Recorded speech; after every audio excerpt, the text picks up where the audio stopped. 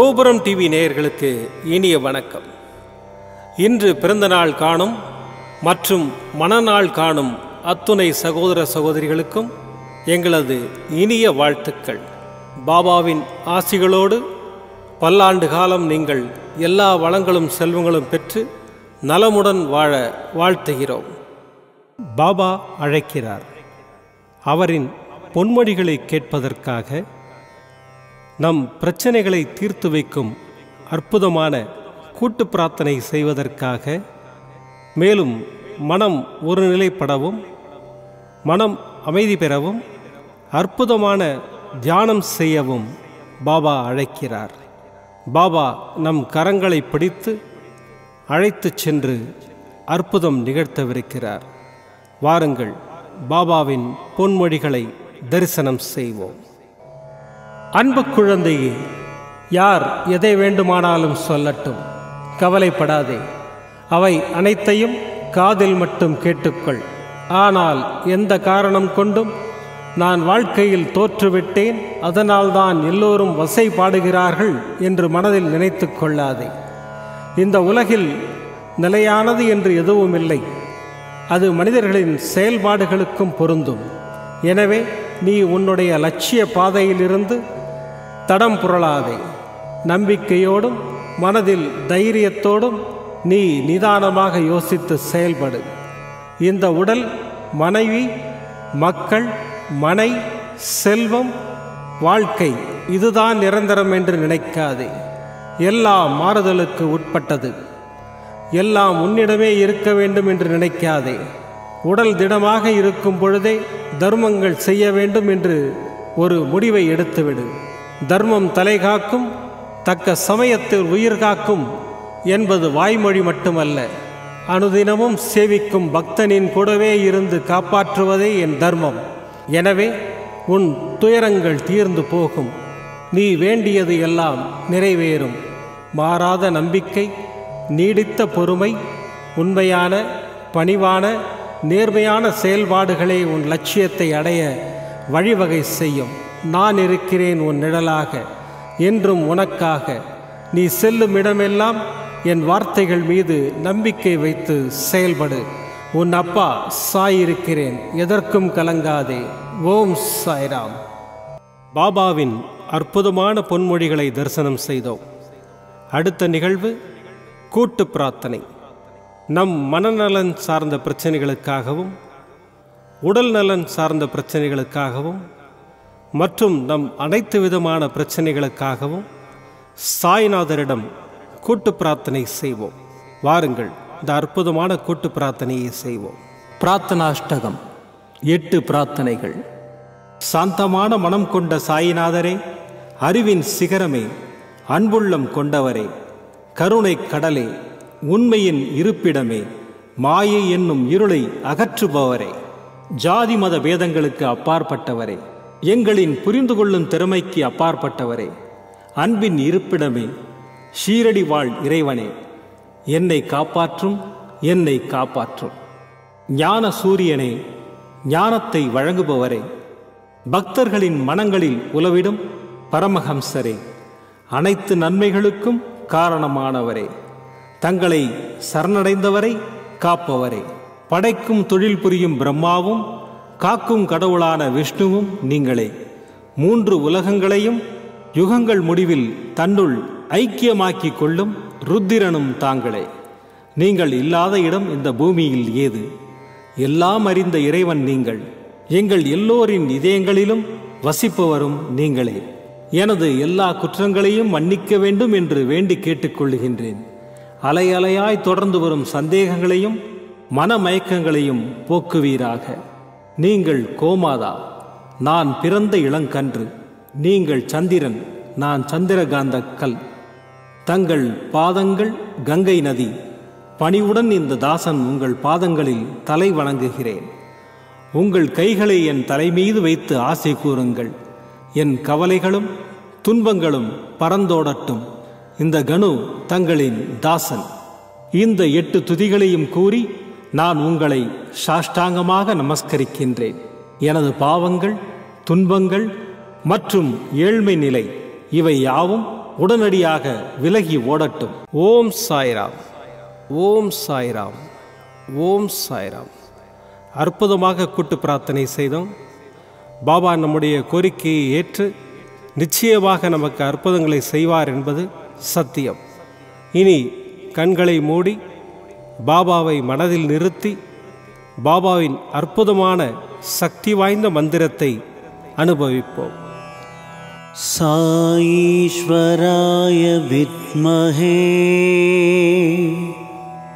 சத்யதேவாய தீமஹி தன்னः சர்வ பிரச்சோதயாத்.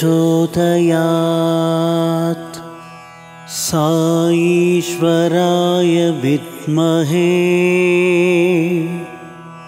சத்யதேவாய தீமஹி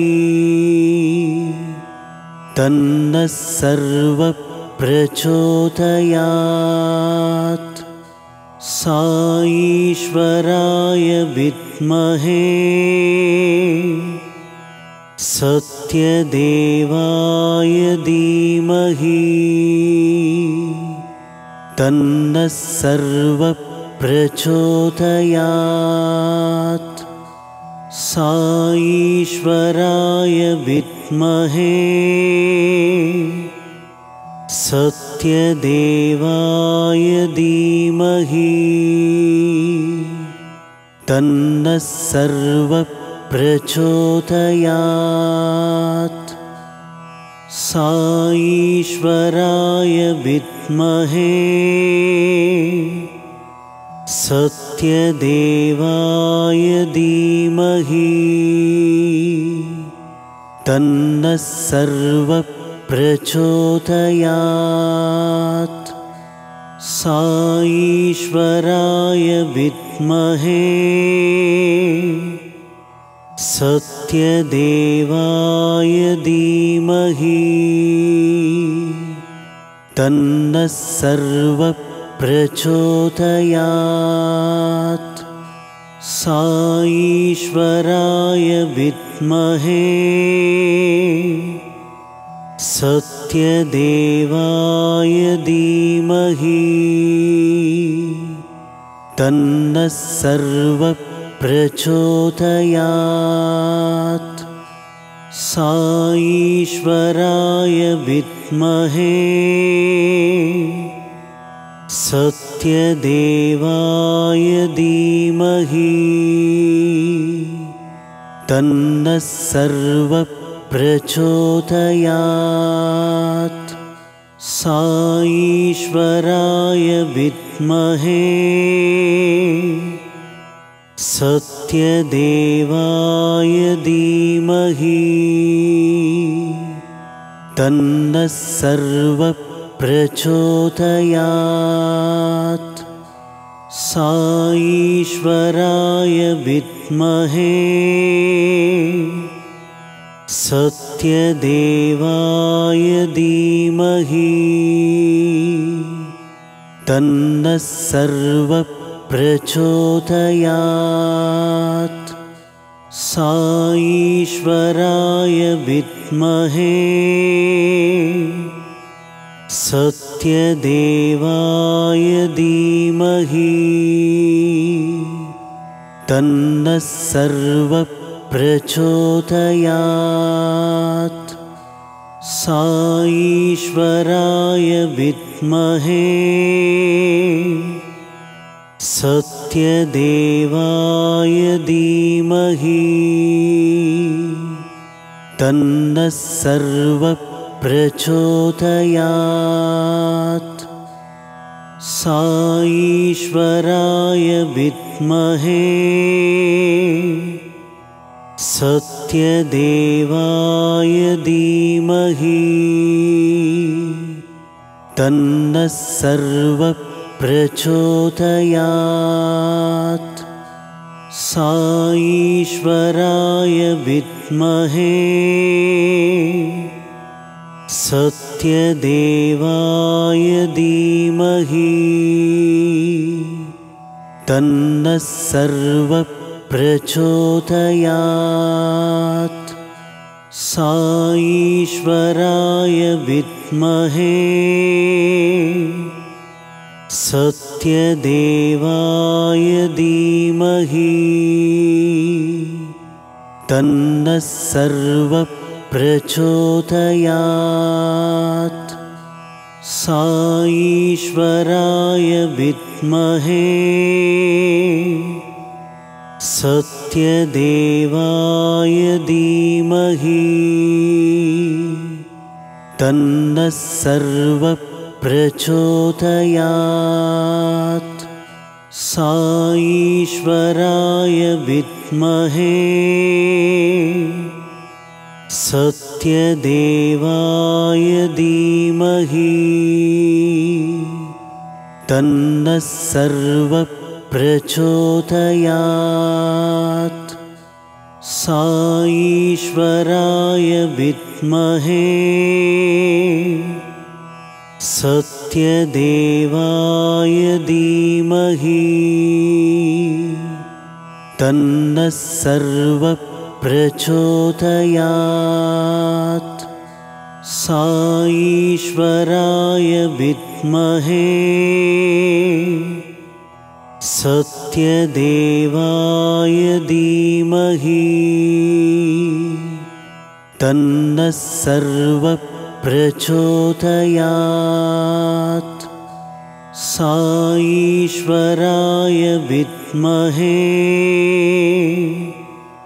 सत्यदेवाय धीमहि तन्नः सर्वः प्रचोदयात्। साईश्वराय विद्महे सत्यदेवाय धीमहि तन्नः सर्वः प्रचोदयात्। साईश्वराय विद्महे सत्यदेवाय धीमहि तन्नः सर्वः प्रचोदयात्। साईश्वराय विद्महे सत्यदेवाय धीमहि तन्नः सर्वः प्रचोदयात्। साईश्वराय विद्महे